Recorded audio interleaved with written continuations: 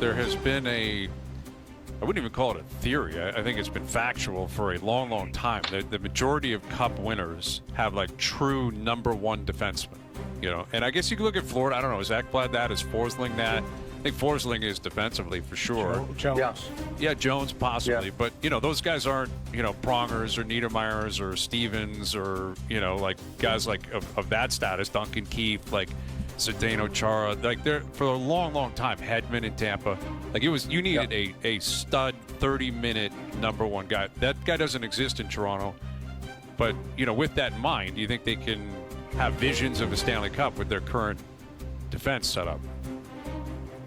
Well, I think that's the million-dollar question. I think they have good pieces. It's how they defend, how they play. Like Morgan Rielly, for as good a skater as he is, he does not hold the blue line very well. He backs in. You know, with his skating ability, he should be holding the red line, let alone the blue line, and challenging players to dump the puck, challenging players. And whether that's a system, whether that's his just inability to do it, you know, I don't know, but I look at just their current makeup. You know, they're pretty big on the right side with Tanev, Carlo. You know, you got Benoit, OEL, Ekman Larson, yeah. Yeah, you know, so you got some size, you got some mobility, decent puck movers. They're not great puck movers in Tanev and Carlo, but they're serviceable. And that's when you got to pair them with the appropriate player on the other side.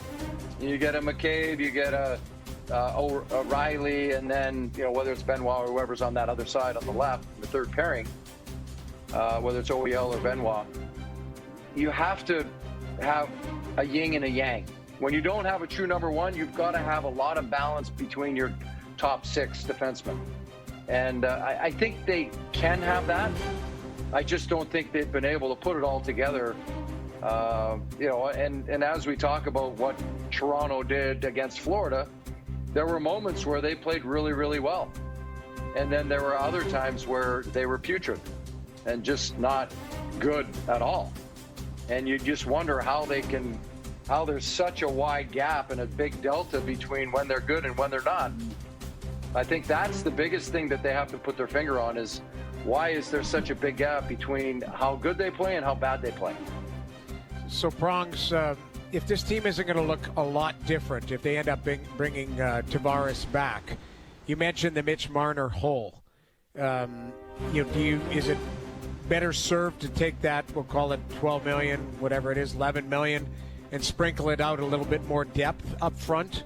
One or two guys that can score, or do you go chasing a guy like a Marchand or a Bennett that could be a difference maker if they're available? Again, this is wishful thinking, but you know, do you go chasing those guys, or do you look for, you know, three guys that could create a little bit more balance farther down in your lineup? Well, I think that's the $64 million question. What are they going to do with that money, and how do they spend it? But I think, to your point earlier, they have to spend it wisely. They've been up against the cap for so many years. They haven't had any flexibility. They've now traded a lot of their draft capital in order to get the current formation of the team.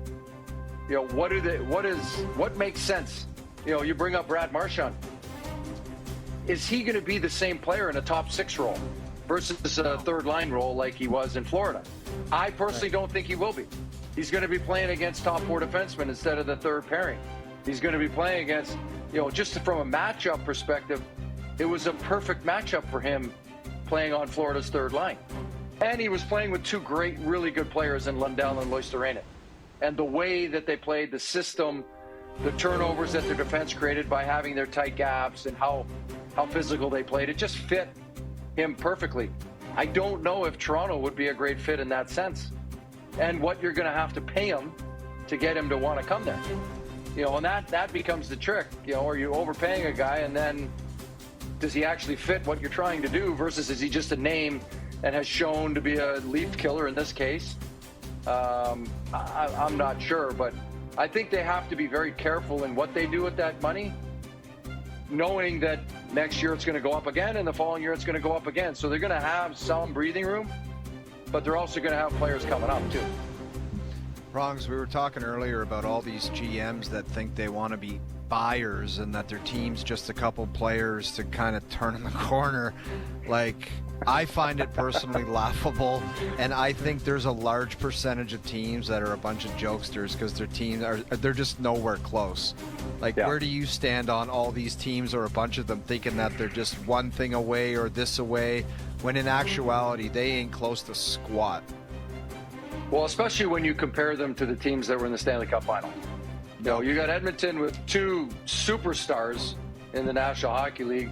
You've got Florida with a complete depth team. They have star players, but they're deep throughout the core of their lineup. You know, and I go back to Chicago in picking up Marian Hossa. He was the last piece of the puzzle.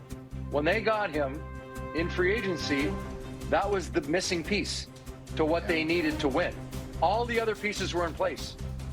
And for a lot of teams, I think they're seeing, well, we've got room in the cap finally. We've got, they have higher expectations or a higher view of their current players, their current roster.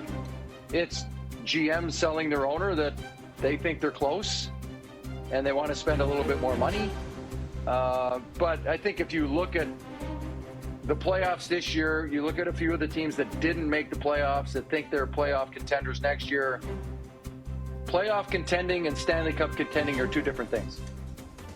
And if you're going to go out and spend a ton of money and think that you're going to be a Stanley Cup contender, all you got to do is just look at the rosters of those that are in that upper echelon, and you're going to realize real quick that you're not even close.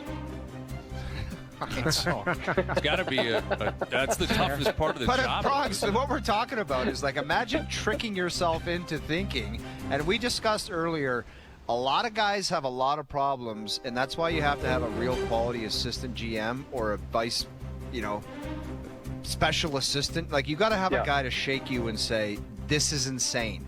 But so many people fall in love with these dumb ideas that they have, and it's insanity. It's insanity. Well, and they fall in love with their players because they drafted them and they've developed them, and they're unwilling to get off them. And exactly. Good or bad. And because they've seen them grow and develop, and they've got a connection to them, and they drafted them in the first round, and then they've had them in the minors and worked up through the system, and they've worked their way from the third line to the second line. Now they're star players in the National Hockey League for their respective team. And so there's a connection and an idea that they can get them to the promised land. And for some of them, as we know, they're just not at the level that these, if you go back to Tampa, now Florida, the teams that have won, what it actually takes and how they ultimately get over the hump to be a playoff team, to then a Stanley Cup contending team, to then being a Stanley Cup winner. There's 3 different steps there, and each one of them is extremely hard.